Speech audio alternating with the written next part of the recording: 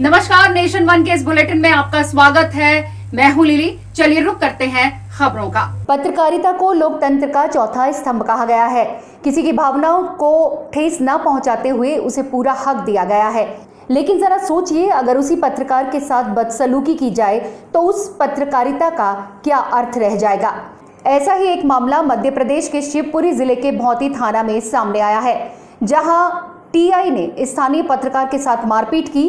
श्री कृष्ण जन्माष्टमी पर कस्बे के लोगों ने फेसबुक पर आपत्तिजनक पोस्ट की थी, जिसको लेकर स्थानीय युवाओं ने थाने में आवेदन देकर कार्रवाई की मांग की थी। उसी को लेकर पत्रकार थाना प्रभारी से प्रतिक्रिया लेने पहुंचे थे, लेकिन पत्रकार को कमरे में बंद कर उसकी पिटाई की गई। वहीं इस घटना के बाद से स्थानीय पत्रकारों ने मिलकर बाजार बंद कराया और भौती टीआई पांडे के खिलाफ कार्रवाई के लिए थाने का घेराव किया गया। संज्ञान में लिया गया है।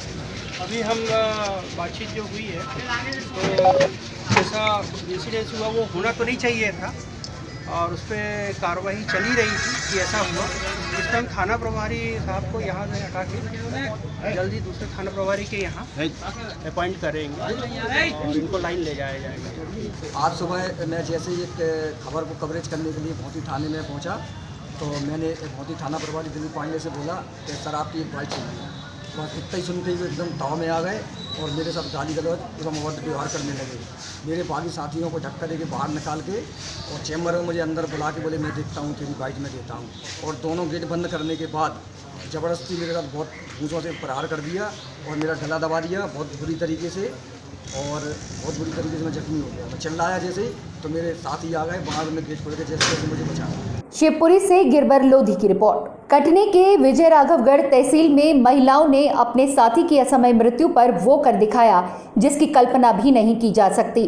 दरअसल विजय राघवगढ़ विकासखंड के ग्राम पंचायत अमेहटा की आंगनबाड़ी 3 की सहायिका प्रेमा कौल की अचानक हृदय गति रुक जाने से मृत्यु हो गई। इस आंगनबाड़ी कार्यकर्ता के अंतिम यात्रा में सभी महिला कार्यकर्ताओं ने दिवंगत की अर्थी को कांधा देकर अपने साथी के प्रति फर्ज निभाया। आपको बता दें कि घर की आर्थिक स्थिति बेहद नाजुक थी। पति की दवाई का खर्च, घर की जिम्मेदारी प्रेमाबाई के कंधों पर थी।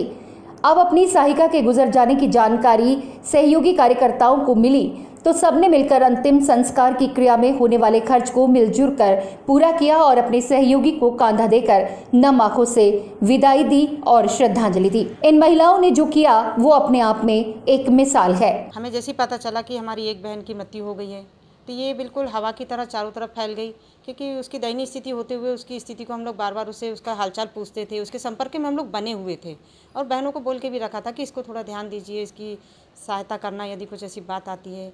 1-2 बार बीमारी के लिए भी हम लोग उसको थोड़ा सा सहयोग किए थे, 10-10, 20-20 रुपये जमा करके उसको डॉक्टर के यहाँ उसका इलाज करवाए थे। लेकिन अभी जब उसकी मृत्यु हुई है अभी, तो उस समय हमने देखा कि उसके घर में अंतिम संस्कार के भी उसकी गुंजाइश नहीं थी। इस वजह से हम आंगनबाड़ी बहनों ने, कार्यकर्ताओं ने, सहायिकाओं ने, हम लोगों ने ये निर्णय लिया कि चलो हम अब ये पीड़ा भी हम ही को उठानी पड़ेगी। तो हम लोगों ने अपनी एकता का प्रतीक देते हुए हम लोगों ने आपस में पैसा कलेक्शन किया, जिससे जितनी सामर्थ्य थी वो किया। कुछ हमने गैर लोगों से भी, मोहल्ले पड़ोस में भी हमने कुछ थोड़ा सा हेल्प ली और इस हिसाब से फिर हमने अंतिम संस्कार करने का पीड़ा उठाया। कटनी से योगेश खरे की रिपोर्ट। उधर अयोध्या में बाबरी मस्जिद पक्षकार इकबाल अंसारी ने कांग्रेस के कश्मीर दौरे पर सवाल खड़े किए हैं। इकबाल अंसारी ने राहुल गांधी और कांग्रेस से पूछा कि देश में और भी कई मसले हैं, वहां क्यों नहीं जाते? पाक अधिकृत कश्मीर जो भारत का अंग है, वहां जाकर राजनीति क्यों नहीं करते? कश्मीर जाकर राजनीति क्यों कर रहे हैं? कांग्रेस के नेता 70 साल तक राजनीति कर अपना लाभ उठाते रहे। आज मोदी सरकार ने धारा 370 हटाकर देश में एक कानून स्थापित किया। धारा 370 के खत्म होने से कश्मीर के लोगों का भला हुआ है। हमारे देश में कानून बना हुआ है, सारे कानून लागू हैं, सिक्का एक है कानून भी एक है। 370 धारा हटाई गई, ये कांग्रेस के ज़माने में ही बनाया गया था। ये जो हमारे देश की भलाई के लिए नहीं था, बहुत सी इसमें बुराई थी, इसलिए माननीय प्रधानमंत्री नरेंद्र मोदी जी ने इसको हटा दिया। आज देश हमारा चल रहा है बहुत बेहतर। राहुल गांधी जी वो जो है कश्मीर जा रहे हैं, राजनीति करना है तो पाकिस्तान जाएं, क्योंकि तमाम समस्याएं पाकिस्तान की हैं। पाकिस्तान जो भी करता है, ऐसा कोई काम बचा नहीं जो पाकिस्तान ने ना किया हो। जहाँ भी जा रहे हैं तहाँ अपनी मुक्की खा रहे हैं। हमें चाहते हैं कि हिंदुस्तान में नेताओं की राजनीति देश पे होनी चाहिए, विकास पे होनी चाहिए, और जो है विदेश की राजनीति जो है लोग करना बंद करें। राहुल गांधी जी आज जो है कश्मीर जा रहे हैं। पाकिस्तान की समस्या जो तमाम समस्याएं हैं, राजनीति करना है तो वहाँ चले जाएं, क्योंकि हमारा देश इतना सक्षम है कि हमारे ऐसे वीर अब्दुल हमीद हिंदुस्तान में हमेशा जो है पैदा होते रहते हैं। हम पाकिस्तान से डरने वाले नहीं हैं। हम ये चाहते हैं कि हमारे देश में वीर अब्दुल हमीद जैसे लाखों लोग पैदा हों। कांग्रेस को राजनीति करना है तो जो कुछ भी गलत काम पाकिस्तान करती है उसको बंद करावें। राजनीति का अगर शौक़ है तो जो देश में तमाम आतंकवाद फैले हुए हैं उसको कम करावें। हम तो ये जानते हैं कि माननीय प्रधानमंत्री नरेंद्र मोदी जी की सरकार है। हम हिंदुस्तान के लोग इतना सक्षम हैं कि हजारों वीर अब्दुल हमीद पैदा जो है हो रहे हैं और पैदा होंगे। अयोध्या से तौफील अहमद की रिपोर्ट। यूपी के मुजफ्फरनगर में एक पटवारी की घूस लेते हुए वीडियो वायरल हो रही है, जिसमें एक व्यक्ति से जमीन नाम करवाने के लिए एक पटवारी 500 रुपए लेते हुए दिख रहा है, जिसका उस व्यक्ति द्वारा वीडियो बनवाकर सोशल मीडिया पर वायरल कर दिया है। वहीं इस पूरे मामले में जिला प्रशासन ने संज्ञान लेते हुए एसडीएम को जांच के आदेश दिए हैं। उन्होंने एक वीडियो हमको भेजा था और उनका ये कहना था कि उनके जो लेखपाल संजीव त्यागी हैं, अब चूंकि उस क्षेत्र में नहीं हैं, किंतु उनको 3 महीने पहले उन्होंने जो है विरासत करने के लिए कहा था, जिसमें पटवारी ने पैसे की डिमांड की, उनको पैसे दिए भी।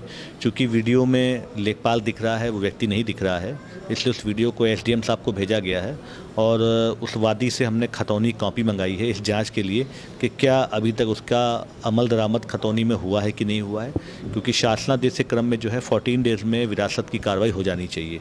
वो खतौनी आए, उस पर भी कोई कार्रवाई नहीं हुई है तो हम इसमें एसडीएम को भेजेंगे कार्रवाई करने के लिए।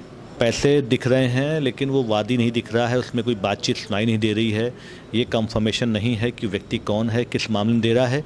खतौनी देखने के बाद स्पष्ट ये हो जाएगा, क्योंकि वीडियो उसने बताया कि 3 दिन पहले का है, 4 दिन पहले का है। उसके पिता की मृत्यु फरवरी में हुई है, तो हम खतौनी देख के बता पाएंगे और यदि उसमें कोई अनियमितता है तो कार्रवाई हो। मुजफ्फरनगर से कौसर चौधरी की रिपोर्ट। और यहाँ पर वक्त है एक छोटे से ब्रेक का। रुकेंगे यहाँ पर ब्रेक के लिए। खबरों का सिलसिला यूं ही जारी रहेगा। बने रहे नेशन वन के साथ।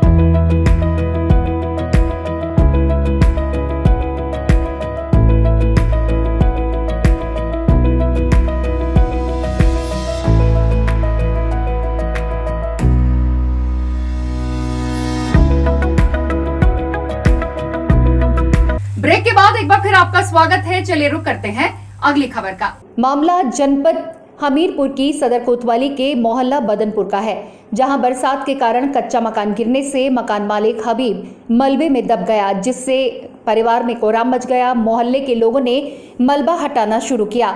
वहीं सूचना मिलते ही मौके पर पुलिस अधीक्षक हेमराज मीणा, अपर पुलिस अधीक्षक संतोष कुमार सिंह, एडीएम विनय प्रकाश जनपद हमीरपुर मौके पर पहुंचे। दमकल कर्मियों ने भारी मशक्कत के बाद मलबे में दबे व्यक्ति को सकुशल निकाला और डॉक्टरी परीक्षण के लिए सदर अस्पताल भेजा।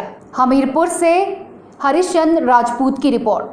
उत्तर प्रदेश के अंबेडकर नगर से रिश्तों पर दाग लगाती खबर आ रही है, जिसमें तलाकशुदा बहन ने अपने ही भाई पर पैसे लेने और मारपीट करने का आरोप लगाया है। बहन अनु का कहना है कि तलाक के बाद मिले पैसे न देने पर पुलिस में सिपाही भाई सुधीर ने उसे इतना मारा कि पड़ोसियों को अनु को अस्पताल ले जाना पड़ा।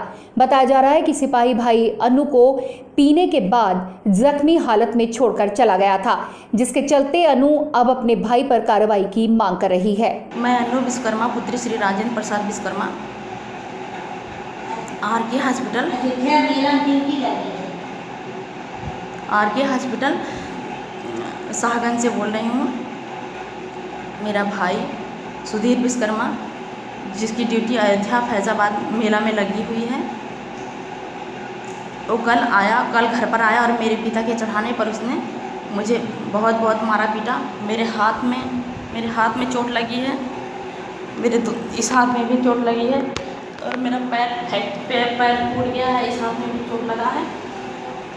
उसी पैसे की वजह से मैं मेरे भाई ने मुझे मारा 3.5 लाख रुपए की वजह से, और मेरे बाप ने उसे ललकारा कि तुम इसे मारो। मैं मीडिया से अपनी सुरक्षा की गुहार करती हूँ, और उत्तर प्रदेश के माननीय श्री मुख्यमंत्री आदित्य योगी नाथ जी से भी रिक्वेस्ट करती हूँ कि मेरी रक्षा करें, क्योंकि मेरा भाई मुझे धमकी दिया है कि वो कभी भी मुझे मार सकता है, मेरी जान ले सकता है, इस हॉस्पिटल में कभी भी आ सकता है। सो मैं यही रिक्वेस्ट करती हूँ अपने अम्बेडकर नगर के डीएम साहब से कि वो मेरी सहायता करें, मेरी सुरक्षा करें। बहुत बहुत कृपा होगी। अम्बेडकर नगर से कुलदीप तिवारी की रिपोर्ट। मध्य प्रदेश उज्जैन के गांव रोजबास में 7 दिनों तक भागवत कथा का आयोजन किया गया, जिसमें गांव के लोगों ने बड़े उत्साह से भाग लिया। साथ ही पूरे गांव में कलश यात्रा का उत्साह देखते ही बन रहा था। भगवान के भजनों पर लोगों ने नृत्य कर अपनी भक्ति को दर्शाया। वहीं भागवत के आखिरी दिन विशाल भंडारे का आयोजन किया गया, जिसमें गांव के सभी लोगों ने प्रसाद ग्रहण किया। उज्जैन से गोपाल आंजना की रिपोर्ट। और इस बुलेटिन में मेरे साथ इतना ही। देश और दुनिया की तमाम बड़ी खबरें देखते रहिए नेशन 1 के साथ। मुझे दे इजाजत, नमस्कार।